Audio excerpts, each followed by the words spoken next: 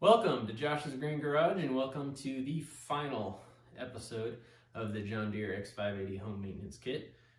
So in this video we're going to be going over spark plugs. So the kit comes with two NGK BPR4ES 6578 spark plugs. So we're going to be installing those. We'll be doing it per the owner's manual, operator's manual, and whatever suggestions I add in myself. I have my way of doing spark plugs. It may differ from some other people's, but I've been doing it for a number of years now and haven't had any issues. So a few things we're gonna need. I use a 1/4 inch socket wrench. I have I think it's a 2 or 3 inch extension. I also have an adapter from 1/4 inch to 3/8 and then a 3/8 to a half, because you're going to need a fairly large, this is a 13/16 spark plug socket. And obviously when you're going into an aluminum block, you don't really want to be using a whole lot of torque. So I always do it with a 1/4 inch wrench and just holding the head of it. I'll put, finger pressure really. It doesn't need to go in super tight. I don't want to do any damage. But I need to adapt it from a 1/4 to a half.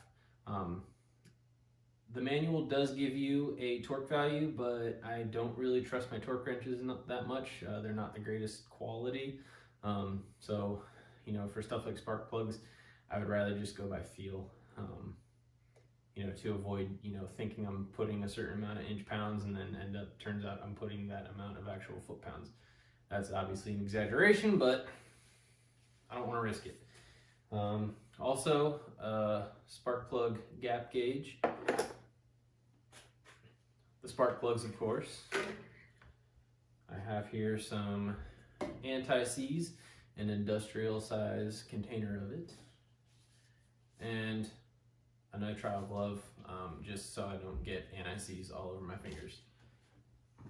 And then, as always, paper towels, because let's be honest, we all make tons of messes.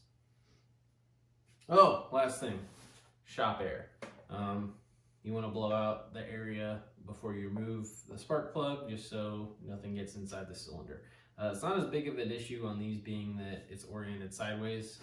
If this was, say, an X700 or an older X585 that has, the vertical cylinders or V-shaped cylinders, whatever, horizontal drive shaft, your cylinders will be up top, so you could have debris fall into the cylinder. So we don't want to do that.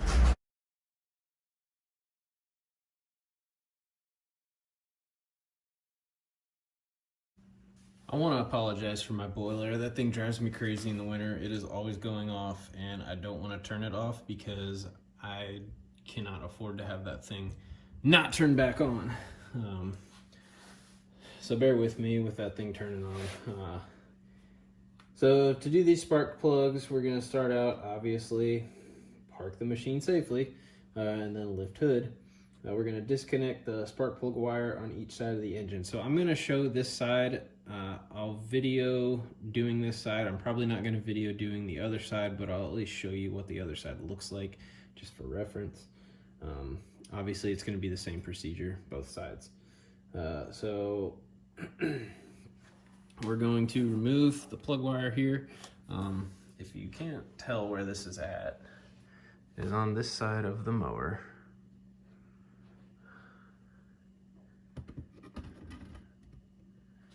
So we're just gonna come in here,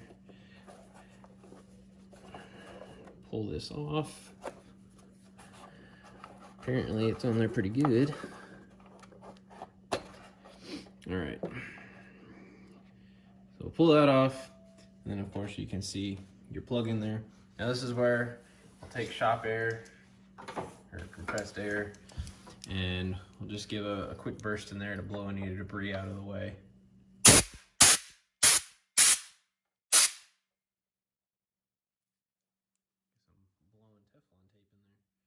All right, I guess that's counterproductive to what I was doing. Anyway, we will then take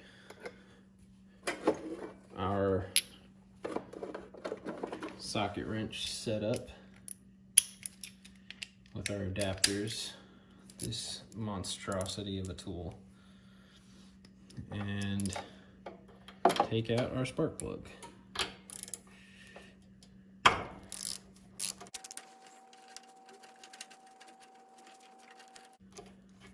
lot of threads, jeez. All right, and that's what our spark plug looks like. Focus. There we go. Doesn't look too bad. A little dark, but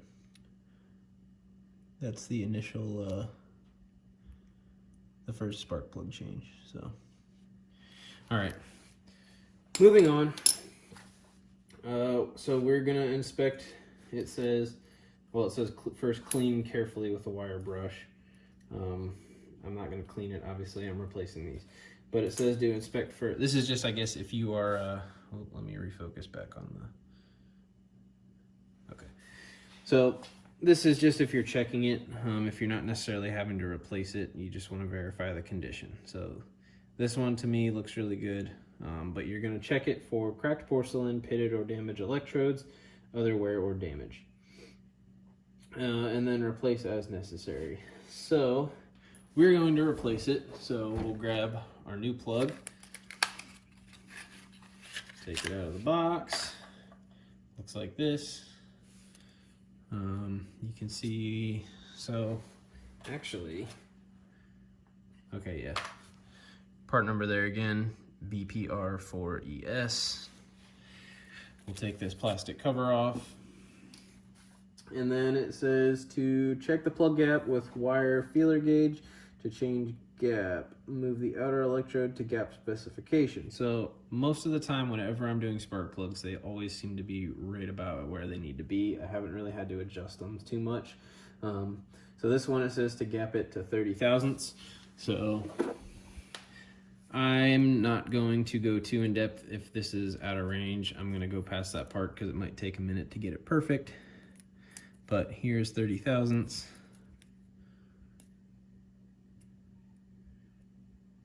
And there's just a hair resistance. So yeah, this one's already spot on. If you happen to have one that's not spot on, as I said, I'm not gonna go over it now, but I do have a video about how to gap a spark plug. So feel free to go watch that if you don't know how. Let's see, what do we got next? Install the plug and tighten to specifications. So they give an 11 foot-pound of torque on it, which kind of seems like a lot. I don't know. I don't like it going into an aluminum block. So I'm just gonna do it my way. And the way I like doing that, first off, is putting on your nitrile glove.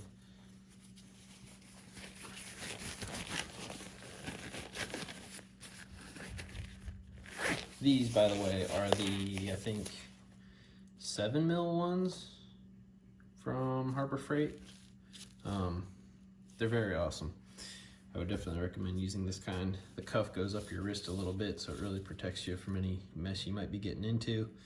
Then we're gonna take our anti-seize, and I like just putting a little bit on my finger. Don't need a whole heck of a lot. If you have the kind in the tube, which I'd prefer, but I used a lot of anti-seize, so I ended up buying a bigger container. But if you have the tube, you can just put some right onto the threads. But then I like getting it on the threads like that, and then I'll just work it into the thread like so.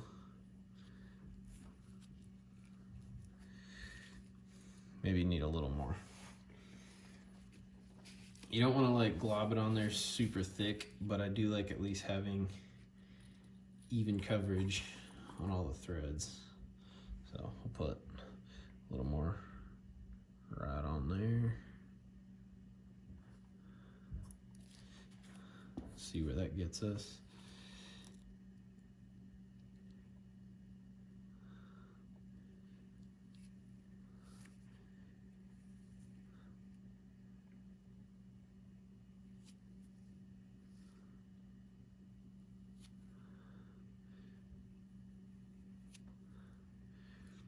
That should do it.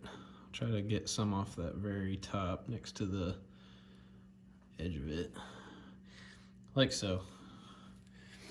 The reason I do this, it lubricates it so it's not gonna wear the threads as much, you know, taking these in and out. And then also it just makes it easy for when you, you know, go to take these out next time. So I'm gonna just carefully go in there and then spin it counterclockwise until I feel the threads seat or feel them drop in just a bit. That way you don't cross thread it going in and I can't feel it.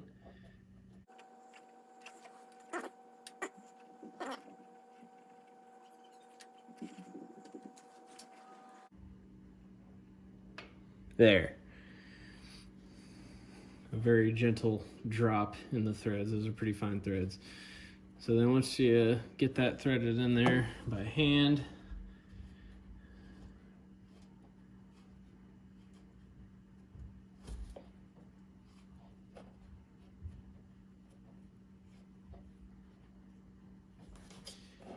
as far as you can get,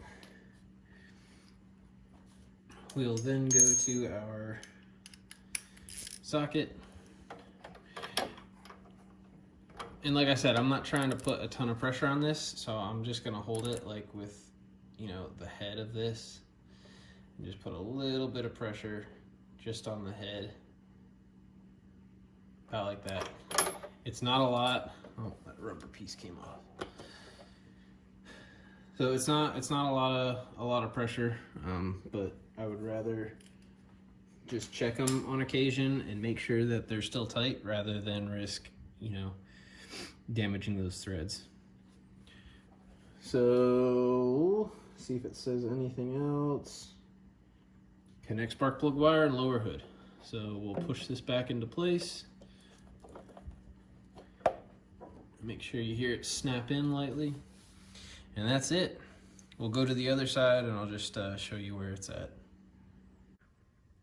And right here is the location on the opposite side of the engine. For reference, you can see where we're at.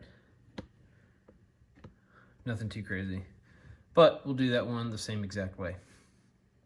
And that concludes my John Deere home maintenance kit video series. So we went over oil, we went over air filter, we went over fuel filter and spark plugs. So that's essentially your yearly maintenance. Of course, there's other little things here and there you gotta check. You gotta do transaxle, things like that. Lubricating spindles, greasing grease points. There are other things to do, but for this specific kit, that's how it's done. It's really easy. I did this in just a few hours. Honestly, it can be done way quicker. I'm trying to make a video, so naturally that makes it take longer. But all in all, it's quick maintenance. It keeps your machine running. And yeah, I guess that's all I got. Any questions or anything, let me know. Other than that, thanks for watching. Have a good one.